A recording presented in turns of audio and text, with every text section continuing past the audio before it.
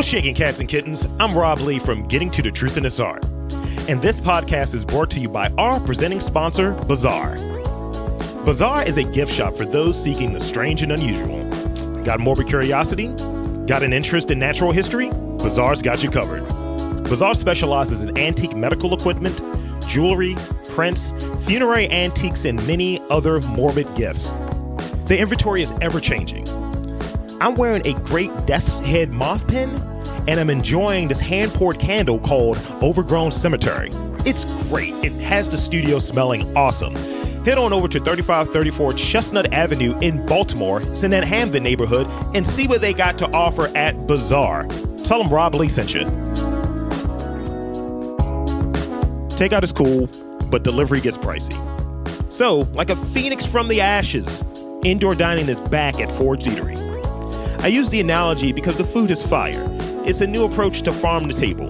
No overalls, just dope food. Try my favorites, like the mushroom stew with pine nuts and ricotta, the cornmeal fried happy oysters, and the seared duck breast. Also, ask about the chocolate chip cookie tins. Mini chocolate chip cookies with a dusting of sea salt. Simply delicious. Head on over to forgedeatery.com to check out the current menu options and make a reservation today. Forged is located at 3520 Chestnut Avenue in Hamden. Welcome to Getting to the Truth in This Art. I'm your host, Rob Lee. My next guest creates and produces original radio programs and podcasts for WYPR. His current project is a neighborhood documentary series called Out of the Blocks, which earned the 2018 National Edward R. Murrow Award. I have Aaron Henkin on the podcast. Welcome to the podcast. Hey, thanks, Rob. It's really nice to be a guest on a podcast. It's kind of wild for me. I'm usually in your seat. So this is cool. And I appreciate the invitation. Oh, no, thank you. This is great. And is great to talk to someone with the background that you have. I think I'm going to learn something here. And this is a treat for me. I already feel it. This is going to be a good one. It's fascinating to me, anyone who wants to get behind the microphone and do a podcast and whatever, I'm going to have to stop myself from asking you too many questions because that's my habit, but I'll let you start. Okay. You've probably listened to a few of the shows or what have you. I'm realizing more people are listening to the podcast than I've given credit because I assume that no one's listening. Yeah. But, I like to give that 1,000-foot view of what your work is and what your work is about, because, I always assume that people know, but they don't really know like how the guest presents what they're doing. I'm going to give a 1,000-foot view, but you're going to do a much better job at describing what you do day to day than what I can do. So if you would, could you provide like your background on what for the uninitiated? Sure. Yeah. I'm podcasting with you from my little storage closet office at the radio station. It's pretty skeleton crew around here these days, but I come in every day because I still am doing this another podcast that's a daily news podcast about Maryland and COVID and the news. But I've been here at the radio station for about 20 years now. Wow. I started as a volunteer. And I didn't know anything about radio. I have no formal training in radio. I have a BA in English literature as the extent of my formal education. And I called up just because it seemed like something interesting to do. And I said, hey, do you guys need a volunteer on any of your local shows? And this producer said, well, yeah, come on in tomorrow and you can answer phones for the daily call-in public affairs show, the Mark Steiner show. Yeah. And so I was, and I was waiting tables at night to pay the bills. And then a couple of months in, this producer, I think, just got tired of his job. He quit. They looked around like, who's going to produce tomorrow's show? And, it's the right place at the right time. They were like, that guy's here every day.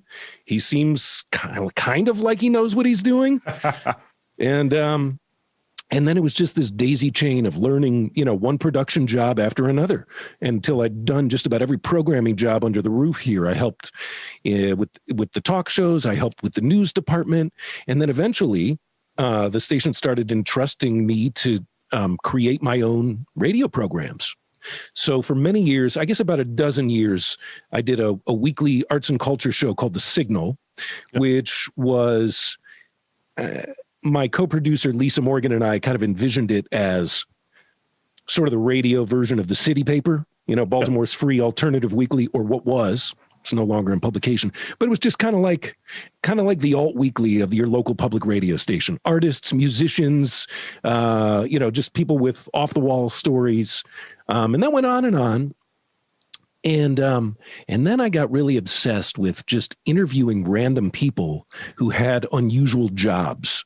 And that took me down a really crazy rabbit hole where, I would actually would read the yellow pages, like cover to cover, because for younger listeners, I will explain that Yellow Pages is the phone book business directory, right? And there's like job categories are listed in there alphabetically, and you find the craziest stuff, like artificial limbs, automobile wreckers, and all these people, and you're just like, wow, someone does that. And their phone number's right there. And so you can call them. And so it kind of became this quest to find stories that I didn't know existed. Yeah.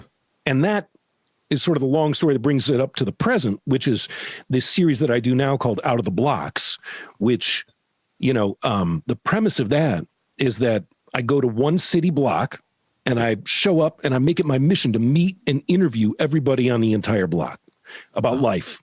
And I'll record, or at least everyone who's, game to talk with me. And I'll collect hours and hours of audio of people just talking about their lives and then collage it together. And I work with my co-producer on this project is Wendell Patrick, accomplished electronic music producer here in Baltimore. And he creates an original musical score for each episode. So it ends up having this really kind of impressionistic sort of cinematic sound when it's all put together, and you get a sense of this very specific place by right of all these individual stories of all these people who, sort of live in this honeycomb, just one wall down from each other, but they have such, different, sort of unpredictable stories. And that we've been doing for almost 10 years now. Wow. Yeah. Your 10 years have been better than my last 10 years. I've just been mostly telling dick jokes. I mean, I do that too. I'll be honest with you. There's room for both in your life. Absolutely. That's fantastic. I've been doing the podcast thing for probably about 12 years and kind of one of those self-taught things. I went to Morgan, went there for business, and did that thing. I did I was a marketing analyst for Verizon for the first 2 years out of college. And I was burnt out because it wasn't the creative, sexy marketing that I hoped it was going to be. Yeah. It was more of the, hey, what about those numbers? What's that ROI looking like? And I dove into, I always had an interest in like capturing stories and things like that. I was like the jerk in high school with the recorder. Hey, tell me what you got going on today. And I just went to Best Buy one day and spent like $400 on equipment. And I was like, I want to learn how to use this, and started just recording my takes on news. It was literally that. Okay. So you started as a sort of a solo guy behind the mic, and then it was like at a later point when you started bringing in other people for conversations. I'll say like in the very beginning, first episode, I can always pinpoint where it was at because I was complaining about Albert Hainsworth signing with the Washington football team. Okay, and so that pegs it to a specific date. Yes. I was like, I'm a fat guy. Why can't I get $100 million contract? That was kind of the crux of the conversation. And I did that first one. It was just by myself. And I was like, let's bring in my friends. And I started using it as an opportunity to kind of continue, that relationship we had. You lose connection as you get older and such. So after doing that, just mostly with my friends and keeping it internal, I was like, all right, let's start bringing people in over the course of the year. So bringing different guests in and things like that and see who could be a part of this network we're trying to create. And over the last 2 years, been doing this podcast and interviewing people who I think contribute to the culture in a very positive way within Baltimore.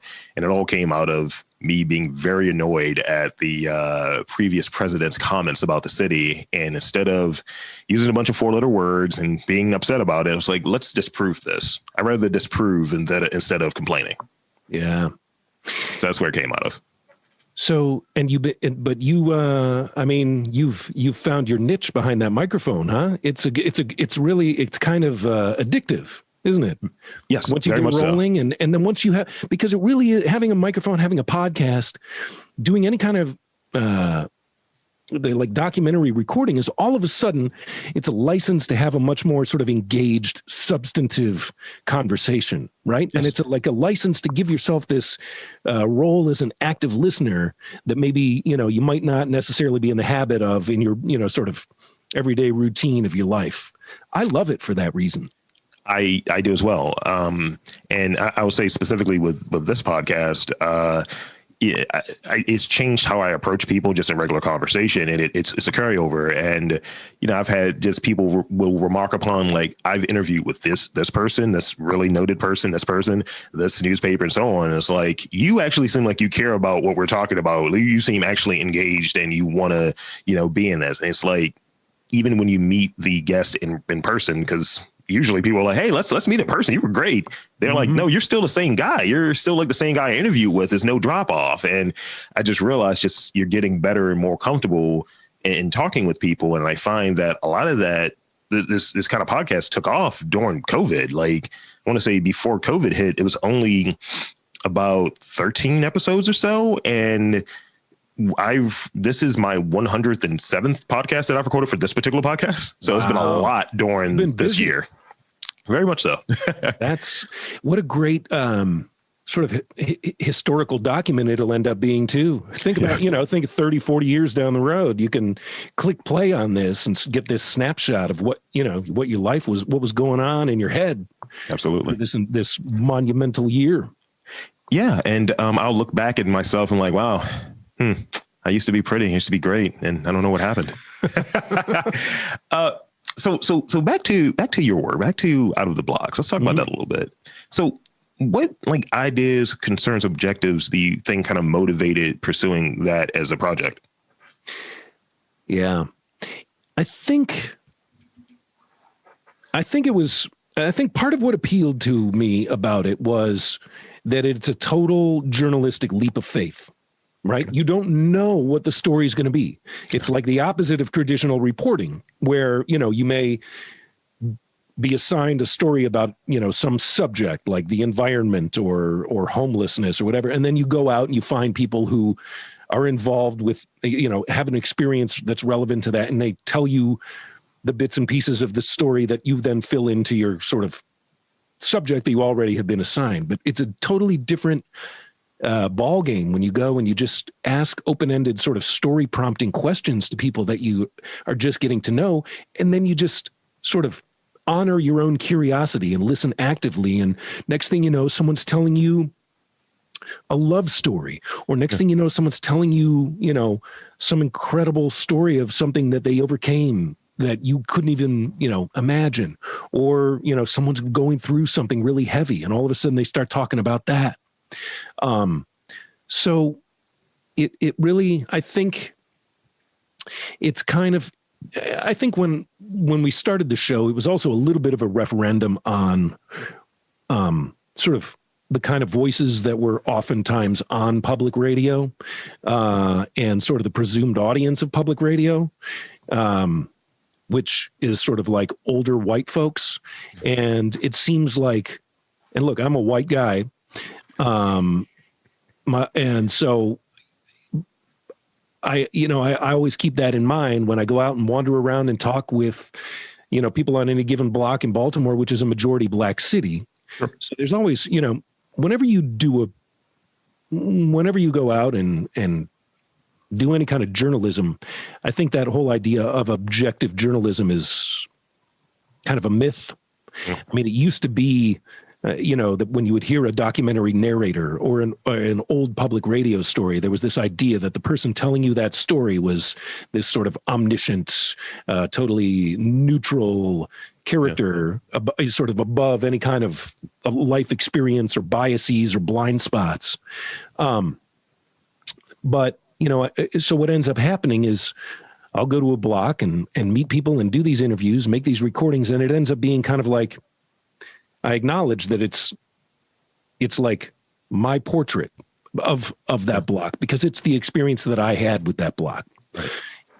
It's based on the questions that I happen to ask, and it's also based on the questions that for whatever reason I neglected to ask or didn't think to ask. And then, it's a matter of there's a lot of editing that goes into the show. I may talk with someone for 45 minutes, but end up cutting it up so that what you end up hearing as a listener is 3.5 minutes. Right.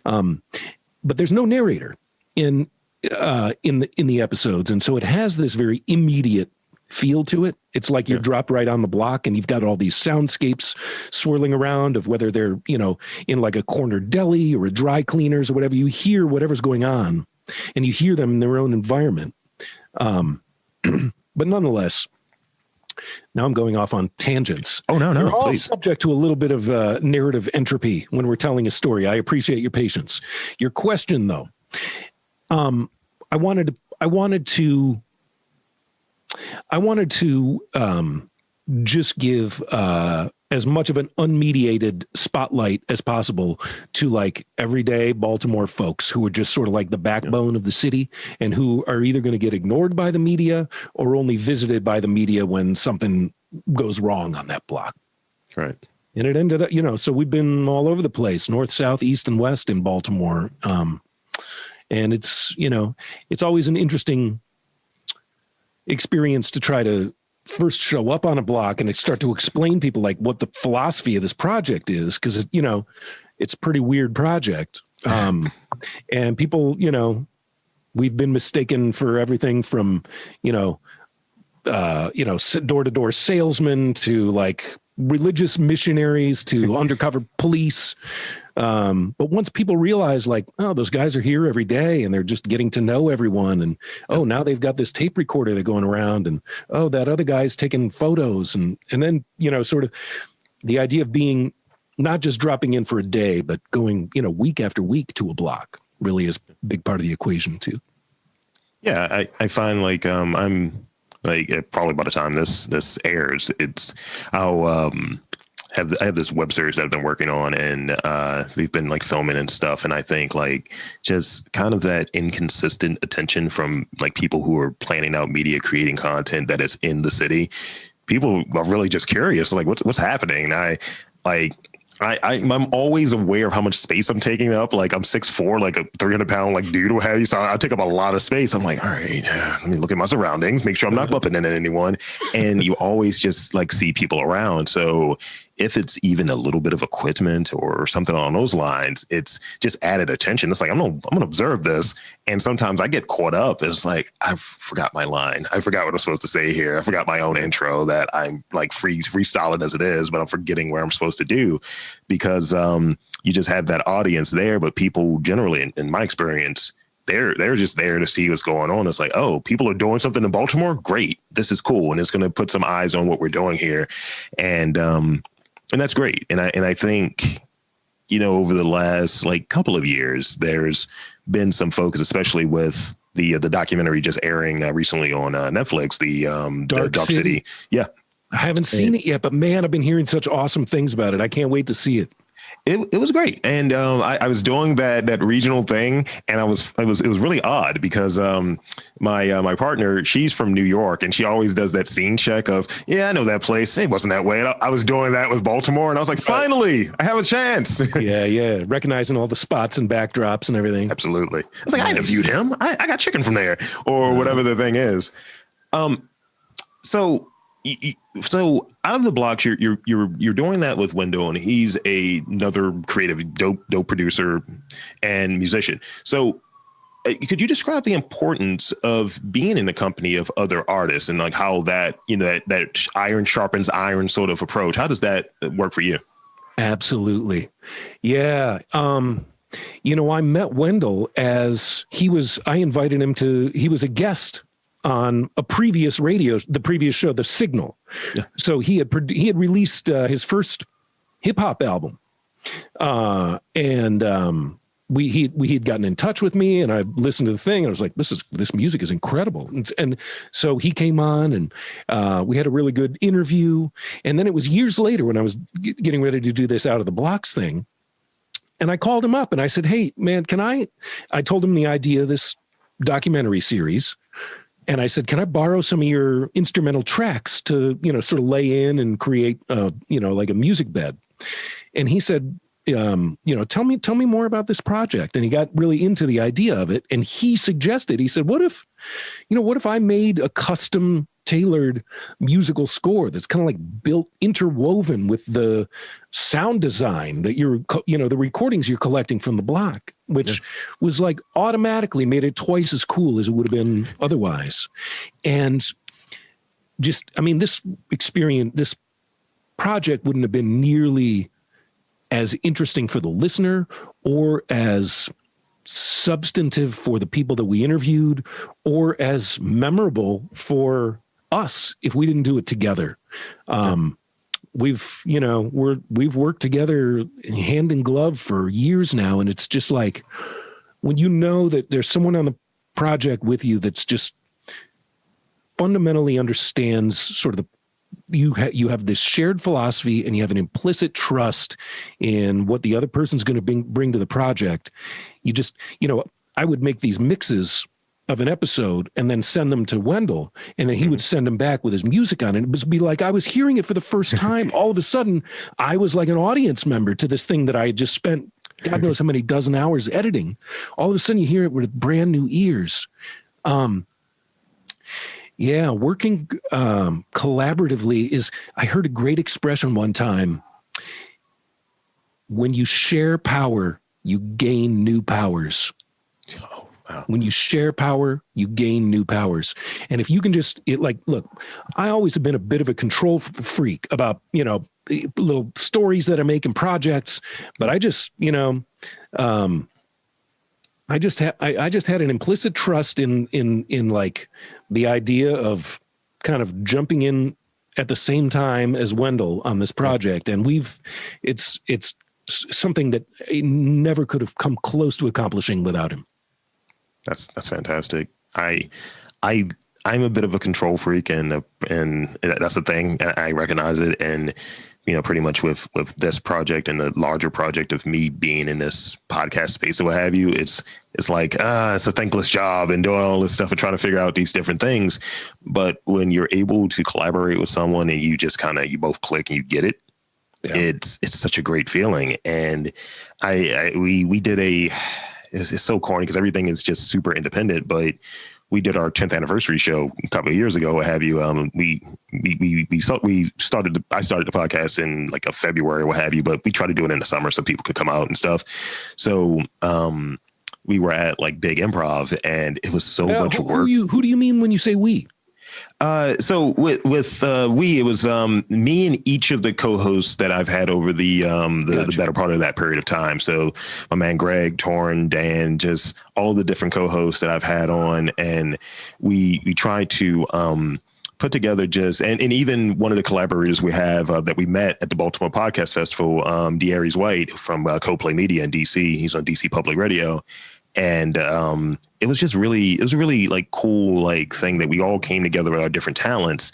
And I'm over there freaking out. I was like, we got to put these posters up. We got to do this. Let's sweat out. And we're doing the stuff like, I think we were doing it in early August, and we started like doing a lot of promotion for it and putting up signs and things like that and going live in different areas in Baltimore around Artscape. So you can imagine how hot it was. Oh, and I believe I said when I went to Big to put up one of the posters, I was like, I'm sweating off my ethnicity here. Can we just get this over with? and the person there just started laughing. It was like, this is ridiculous. Please put this sign up.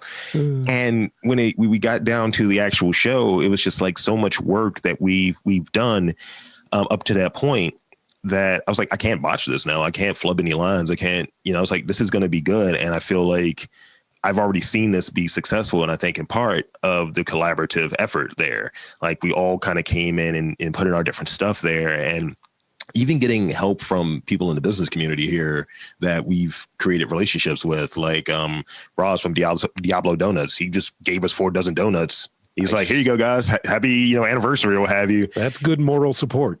Absolutely. And in just having people come out and we were able to videotape it. We sold tickets, and it was a really cool thing that just came out of a what if, and people that, work together in this, like my guys, they just believed in it, and we were able to, achieve something, and it felt really good, better than if we sold like 200 tickets and it was just one singular idea, but collaboratively we came together and made it something that worked. Yeah, you give each other courage when you have a crew that you're working on something for. Yeah. And you push yourself harder because you know you got this whole team at your back. You don't want to, it's not just about not wanting to disappoint yourself. You don't want to disappoint the rest of your team. Yeah. And then you get to celebrate afterwards and sort of acknowledge what you accomplished. It makes it much more real. Absolutely. I had the proud coach moment at the end in the side room where the comedians or the improv people are usually kind of hanging out. And I was like, all right, guys. And I was like, oh man, I feel like I'm one of the coaches after the game, like game ball to you. Yeah. And I think everyone's breath smelled weird because we cover weird news and pop culture. So we had I was complaining about how many pickle flavored atrocities were out there. I was like, pickle pizza, and my co-host Dan, he brought pickle ice pops and gave them to everyone. That's novel. And we almost came to blows on stage. I was like, look, I am not a part of this pickle cult. I'm not here for it. And everyone liked them, which made me really mad. No. Yeah, I don't know if I'm ready to try that. Frozen dill pickles, no, not a fan. Just eat a pickle instead. I mean, what do you? It was so. And the other thing that popped up was like people were doing swapping out the bread on hoagies with big pickles. So it was just like a lot of pickle related news at the time. And I was like, look, I'm not here for this. Mm-hmm. So, well, you've covered quite a broad variety of topics over the years, evidently. Yeah, I think for me, especially with that show, Mastermind Teams Robcast, that's the one I started in 2009. It's always been like, what has me interested? What are these kind of weird news stories that are there? And we try to work in pop culture, and it's kind of covering the vague news, the not news, and really kind of going into that. And it's kind of a distraction from some of the negative things you'll just see or what have you. It's like, these are real stories, but it's like, how are we going to try to make this into comedy? We don't write anything down. We try to improv it, and it's a lot of fun.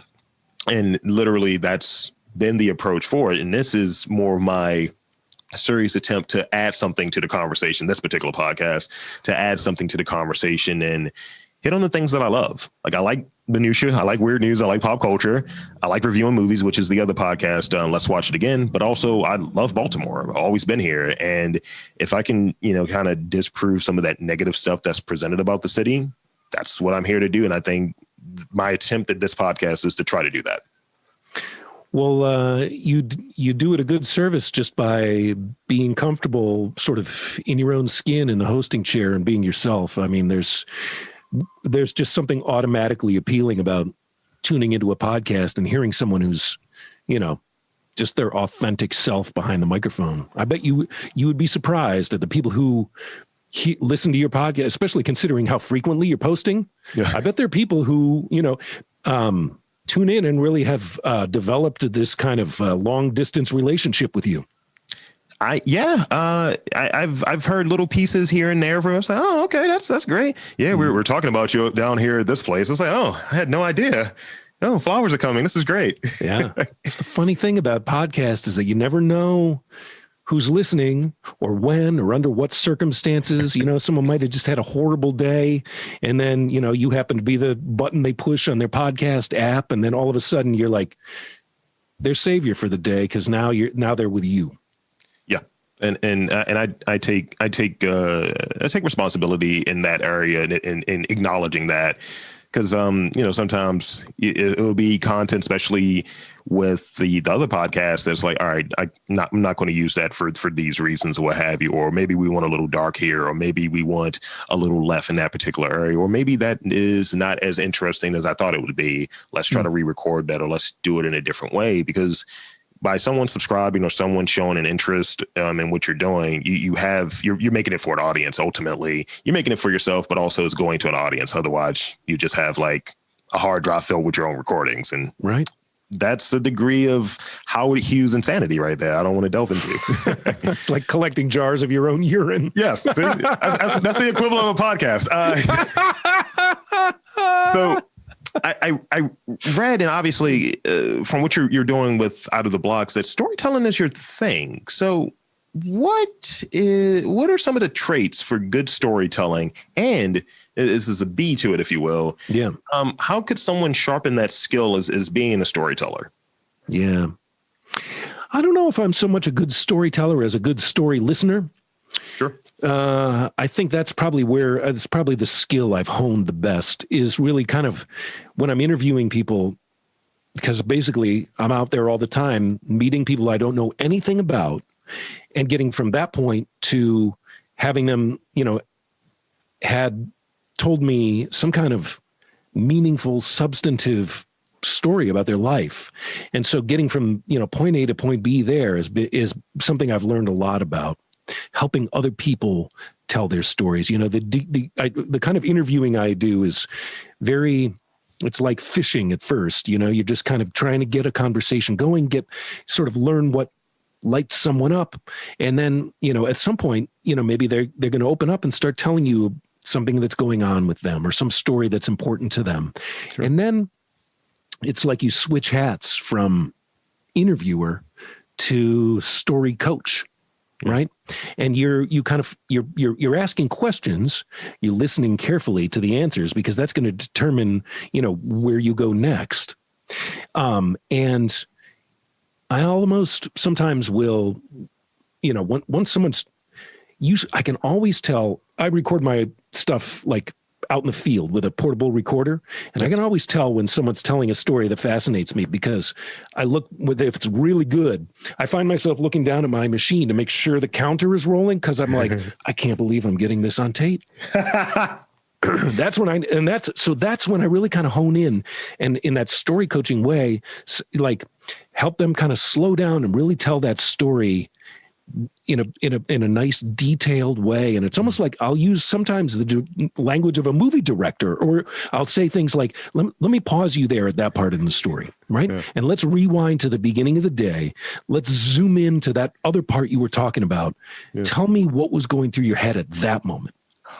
And then, and you're soliciting these different details along the way. It's almost like collecting multiple camera angles on a scene. Yeah. Right. But that scene is that person's actual story of their life. And so, and that's when the ratio of what I collect to what I end up cutting and using in the final audio portrait, that's what's important about that equation. Because I'll have people tell and retell moments of that story almost in, it's kind of by asking basically the same question over and over again in slightly different ways, because I'm almost getting like multiple takes on these different parts of the story so that I can then pick and choose the different takes of them telling the different parts of the story to create this really nice sort of hyper reality version of that narrative arc that really takes you from point A to point B and has these reveals. And then maybe I can even help coach some kind of a moment of reflection out of them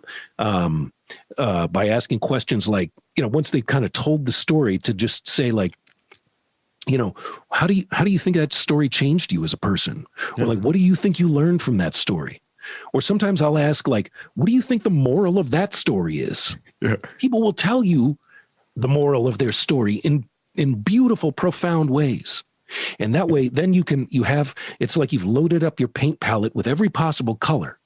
And then you can go to your audio editor and start to create that composition. That is amazing. That as you're describing it, when you said the part about it, like being a director, that is immediately what I thought of, because the way that I kind of look at things as a producer, it's like, okay, how can we get these things? How can we get these different cuts? How do we like, what do we need to make this work or what have you? Yeah. And in certain projects that I'm working with collaboratively, like the web series I may have mentioned earlier, I'm kind of thinking for the director while being the person that's in front of the camera. I'm like, oh, well, here's the take we're going to get. And it was like, oh, you kind of got that really quickly. It's like, we were thinking you were going to need like a bunch of takes. I was like, no, this is good, right? Do we need another one? Because I'm fine with another one. And it kind of makes that job a little easier. It's almost like, from an athletic standpoint, the person that's the coach on the field. Yeah. But it makes it easier because I think with my editor first, or have you, I think from that perspective, because for the majority of this time and being a podcaster, I was doing all of the editing up until like the last few years. So it's like, oh yeah, we need to trim that out. Let's not talk about that any further. Let's trim this. Right. You know, in real time when someone's going off on a tangent, you're giving your editor a total nightmare and a headache. Yeah, I was like, dude, can you trim right here? This is going to be bad. So that's one of those things. And I think if you're going into it with that kind of perspective, it makes things run more automatically. Like with this particular podcast, this was kind of a leap of faith of like trusting people. Like a lot of times I don't know any of these people. So it's just like, oh, I'm getting to know the person. And it's like, oh, this person is really great. This person is really cool. Or this person is more down to earth than I was expecting based on their online presence and things like that. And once we're in a conversation, there'll be times where this like that Spider-Man meme when they're just pointing at each other. We'll have that. It's like, oh, you're just like me. This is great. Right.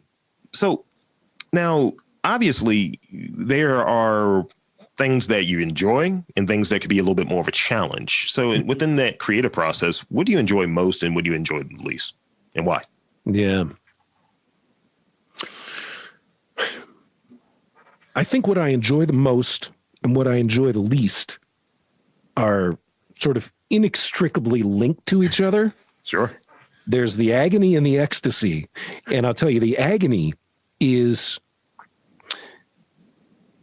we're all socially programmed to have like a fundamental anxiety about talking to strangers, right? And so to be a dude who's made it his mission to show up on a random block in Baltimore and to meet, it's like going on 51st dates. Yes. With people who don't even know they're going on a first date with you. Right. And you know what? We say the sort of the tagline of the show is one block, everybody's story. Really, it's like one block, everybody's story who's willing to talk to you. Because look, on any given block, there's going to be people who are just like, get the bleep out of my face. I don't have time for you, whatever, who do you think you are?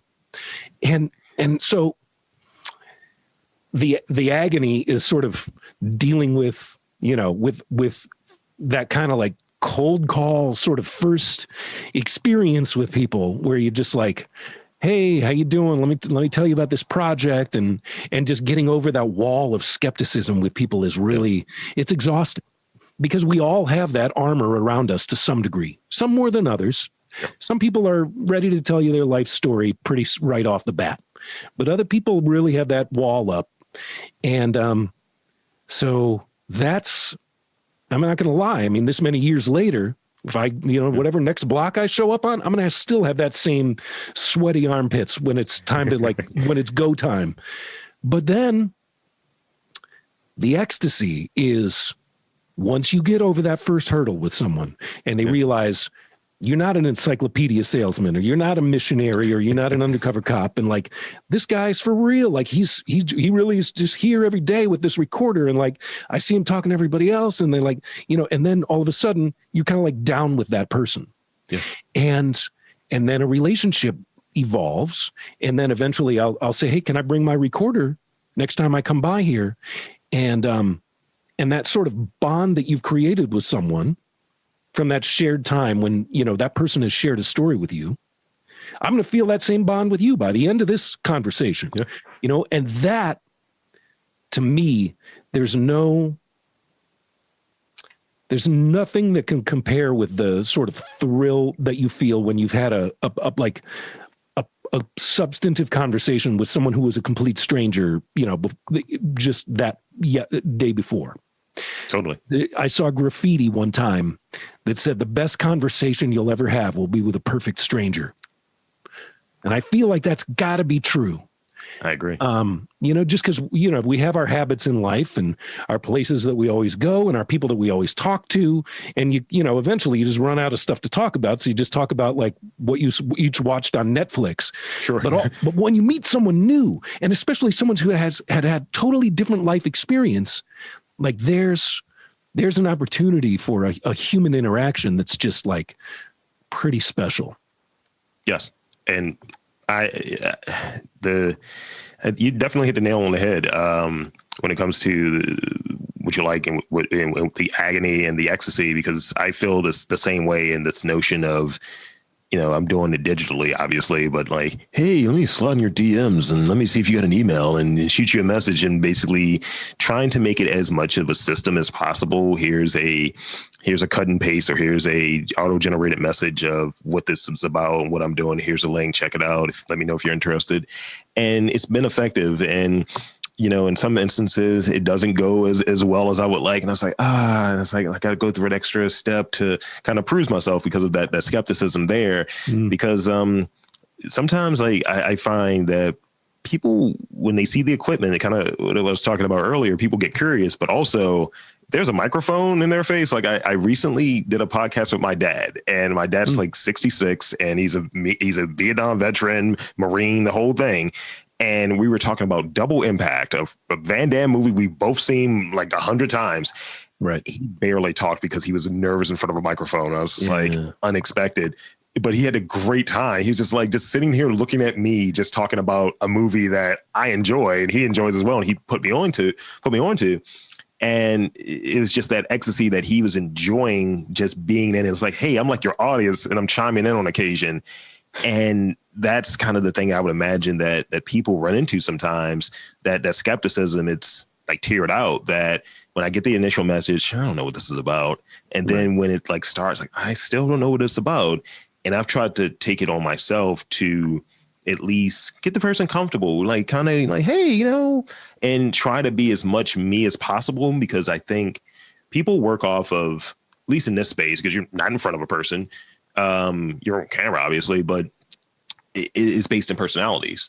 Are you someone that I like? Are you likable? And can I get a conversation? What's the common ground there? And I think it's this constant back and forth in the beginning when people aren't really kind of feeling what's going on. It's almost like tennis. And then it's like eventually you get through and it's like, oh, gotcha. Yeah, you like this rapper. Let's have a conversation now. Or I usually use food as the entry point. It's like, man, where do you get your crab cakes from? You know what they have is like, oh, okay, because everyone has an opinion. And you can start from there, and then it develops something, and then you can work off of that. At least that's what I've learned. I bet you've experienced the flip side, though, too, which is that I bet you're pleasantly surprised at how many people are like, okay, I'll take you up on that invitation. Because I think as shy as anyone might be, or as skeptical as anyone might be, I think deep down, so this is a great quote from Terry Gross. She's the host of Fresh Air on NPR. Great interviewer. I mean, she basically holds a master class in interviewing every episode she's on. She said once, it's the secret wish of the soul to be interviewed. Yes. Like when you think about that, like what she means is, look, it's actually very validating when someone's like, I want to talk to you about your life. Like, how often do we honestly get asked, that question? Yeah. That's like therapy. Some of us pay good money on an hourly rate to have someone listen to us and talk about our life. Right? Absolutely. And so when you have that microphone and when you make that proposition to someone, there's something alluring about it as in addition to being, maybe nerve-wracking. Yeah. And I think, that as many times as you might encounter someone who's shy, there are those times when it's just like floodgates open up, and so all of a sudden it's an opportunity for someone to be talking about something that they haven't had, that's just been weighing on them, or that they haven't really expressed before. It's amazing the ways in which people open up if you just open your ears and listen. Absolutely. I totally agree. Yeah. I have 3 more questions, and then from there, we'll wrap up. I like to always get that shameless plug opportunity, so you know how that goes. Oh, yeah. But so what do you enjoy doing when you're not working? What are your interests outside of being the super producer, podcaster extraordinaire? When I'm not working, well, I have 2 kids, so that eats up a whole lot of time. But I play in bands. I play drums. So I play in Baltimore bands as the drummer, and that's fun. This past year, obviously, we haven't been getting together, but we have an electric piano at our house, and I've taught myself how to play piano over the past year. So that's a real fun kind of Zen thing to do. It's pretty cool.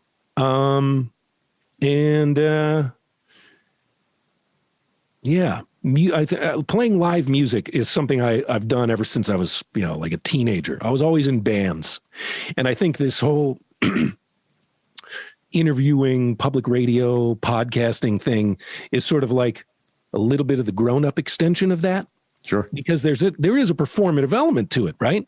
Yes. You're making something that's destined for an audience. Yes. But it's also something that maybe a little more substantive than just, beating on the drums while someone's like banging on a guitar and someone else is shouting. So I like to think I've evolved a little bit. I like that. I like that. Creatively, is there a mantra or an ideal that drives your practice? David Isay, the guy who runs StoryCorps, that's a project that these guys, they drive an Airstream trailer around from city to city across the U.S. Then the inside of it is rigged out like a recording studio. And every city they'll show up and they'll invite people who are friends or loved ones to each other to sit and interview each other. This guy who created that, he said, listening is an act of love. Listening is an act of love. I feel like I wish I had made that up, but that is like a mantra to me. And it's like this whole experience of like giving myself this license to wander around and talk to strangers is basically the closest thing I've experienced to like a religious philosophy in my life or a religious practice. Because it really is to me something that has like fundamentally changed my outlook on life. Just like you were saying earlier, when you have these kinds of conversations, all of a sudden it changes the way you approach anyone that you walk by on the street or that you, engage in, encounter in any kind of small talk way. You start to see people as like just knowing that there's a well of experience there if you really wanted and chose to get into it with them. That's great. That's great. Now, this is the last one because I'm this is maybe a little self-serving. Who knows? All right. What piece of advice, biggest piece of advice that comes to mind, would you give someone who wants to pursue a career in radio? Yeah. Well, I would say, first of all, you're lucky you're living in a technological era where the equipment is available at a pretty reasonable price and you can basically make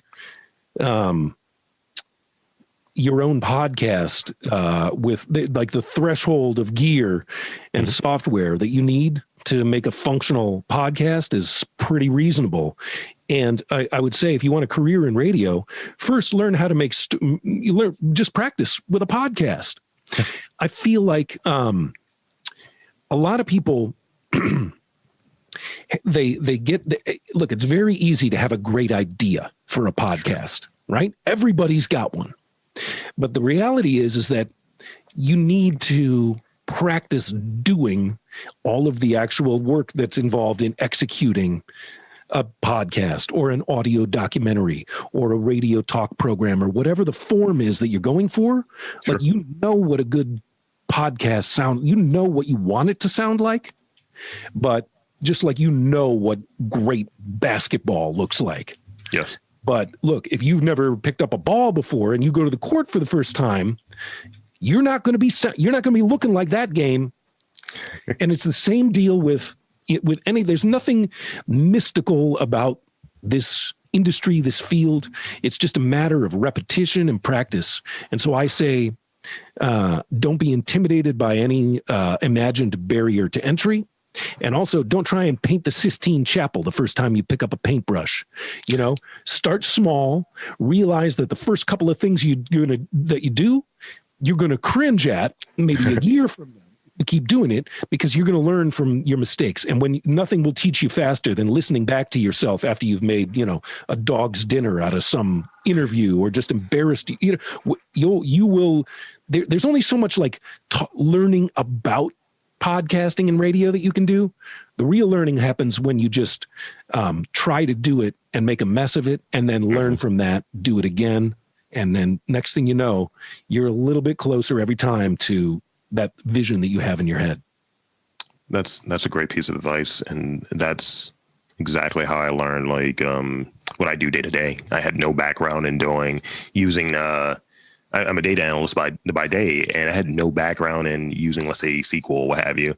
And I remember I was taking the courses, and I talked to my one of my peers, and he was like, do you want to learn from someone who's teaching SQL, or do you want to learn from someone who's doing SQL? And I had to try to delineate between the two. And I was like, I'm going to be doing it, so let me learn from someone that's doing it. And he's like, you're going to suck initially, but just keep doing it. You're going to understand the schema. You're going to understand how to do these things. And from someone who had no background in it, I use it every day now to do my job. And it's been useful and lucrative, actually. Yeah. Yeah. It's like playing a video game over and over again every day. You get good at it. Absolutely.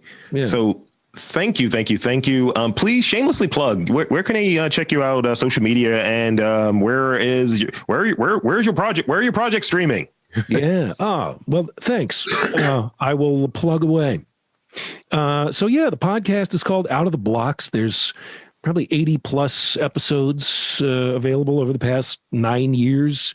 And it's on just about every podcast platform: Apple Podcasts, Stitcher, Google Podcasts, NPR One. It's also at WYPR.org, and that's where all Wendell's photo galleries are. So you can see pictures of the people that we meet. So yeah, check out of the Blocks, and I'll let Wendell do some plugs for his stuff when you're gonna interview him sometime in the near future. Yes, that'll be a great conversation. He's got so much crazy stuff going on right now. But yeah, thank you.